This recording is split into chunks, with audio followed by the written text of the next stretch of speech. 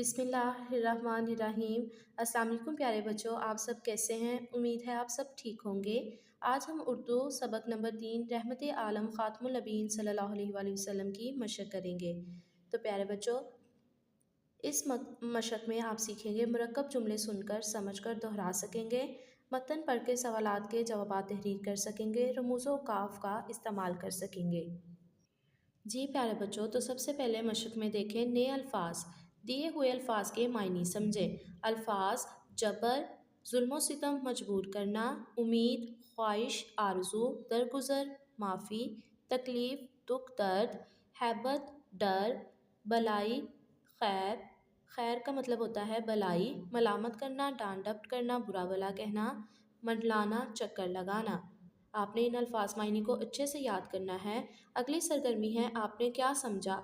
Column अलिफ में दिए गए अल्फाज से मुतल्लिका जुमले सबक में से तलाश करके कॉलम बे में लिखें। जैसे कि पहला कॉलम अलिफ में लफ्ज़ है हैबत, तो इससे मुतल्लिका जुमला हमारे सबक में था उनके दिल मुसलमानों की हैबत से लर्ज़ रहे थे। तो प्यारे बच्चों, इसी तरह आपने बाकी के दिए गए अल्फाज के जुमले सबक में से तलाश करके लिखने हैं। सरगर्मी नंबर 3 है सबक के मुताबिक दुरुस्त लफ्ज़ लिखकर खाली जगह पुर करें। मक्का वालों में अब डैश का हौसला नहीं था। आगे आपको ऑप्शन दिया है लड़ने मरने, तो इधर हमारा दुरुस्त जो है वो जवाब है लड़ने। जो बैतुल्लाह में आ गया उसके लिए डैश है, अमान है। तो इसी तरह आपने ये सरगर्मी मुकम्मल करनी है। जी प्यारे बच्चों, तो सरगर्मी नंबर 4 है दिए हुए सवालों के जवाब लिखें। इसके लिए हम अपनी कॉपी रेडी करेंगे। जी प्यारे बच्चों, तो आप अपनी कॉपी पर उन्वान लिखेंगे सबक नंबर 3 सवाल जवाब। दिए हुए सवालों के जवाब लिखें। सवाल नंबर 1 है सबक के आगाज़ में किस वाक़े की तरफ इशारा किया गया है। जवाब, सबक के आगाज़ में फ़तह मक्का की तरफ इशारा किया गया है। तो इसी तरह प्यारे बच्चों आपने बाकी के सवालात अपनी कॉपी पर अच्छे से लिखने और याद करने हैं। जी प्यारे बच्चों, तो अगली सरगर्मी है लफ्ज़ों का खेल। दर्ज झैल अल्फाज को मम्मे से तलाश करके उनके गिर्द दायरा लगाएं और अलिफ बाय तरतीब से नीचे दी हुई जगह पर लिखें। जैसे कि आपको अल्फाज दे दिए गए हैं बातिल, सादिक, अमीन, हैबत, नबूवत, किस्मत। तो प्यारे बच्चों आपने पहले इस मम्मे में से उनको तलाश करके दायरा लगाना है, फिर नीचे दी गई जगह पर अलिफ बाय तरतीब में उनको लिखना है। अलिफ बाय तरतीब मतलब अलिफ पे पढ़ते हुए इन अल्फाज को आपने तरतीब देनी है। अगली सरगर्मी है कवायद सीखें वक्फ़ा। तो प्यारे बच्चों अब हम अलामत वक्फ़ा के बारे में जानेंगे जो कि इधर दी गई है। जी प्यारे बच्चों, तो इधर फ़िक्रा पढ़ें। खुलूस, मोहब्बत, हमदर्दी ये सब खूबियाँ खालिद में मौजूद हैं।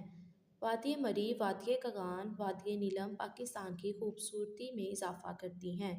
ऊपर दिए हुए जुमलों में वक्फ़ा की अलामत लगाई गई है जब कई लफ्ज़ों के दरमियान सकते का इस्तेमाल होता है। जैसे कि इधर देखें इन अल्फाज को अलग करने के लिए सकता का इस्तेमाल किया गया है। तो आखिरी टुकड़े से पहले वक्फ़े की तवालत कदरे बढ़ जाती है, चनाचा ऐसे मौके पर वक्फ़ा की अलामत का इस्तेमाल किया जाता है। जैसे कि आप देखेंगे कि इन अल्फाज को अलग करने के लिए खुलूस, मोहब्बत, हमदर्दी, तो इनके लिए सकता लगाया गया लेकिन आखिरी टुकड़े से पहले अलामत वक्फ़ा का इस्तेमाल किया गया है।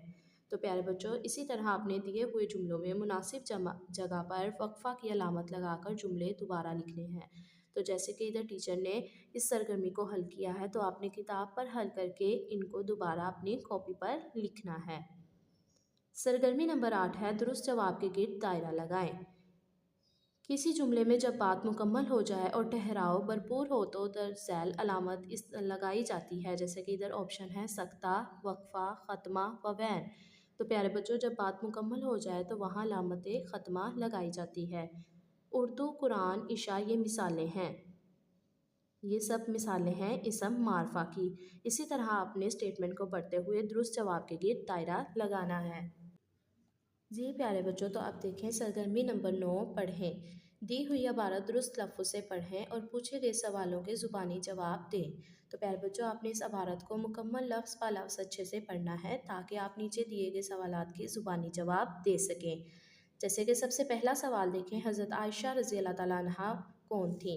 तो हज़रत आयशा रज़ी अल्लाह ताला अन्हा यहाँ पर पहली लाइन में देखें نبی کریم صلی اللہ علیہ وآلہ وسلم کی پیاری زوجہ تھیں۔ تو آپ نے اسی طرح اس عبارت کو پڑھنے کے بعد ان سوالوں کے زبانی جواب دینے ہیں۔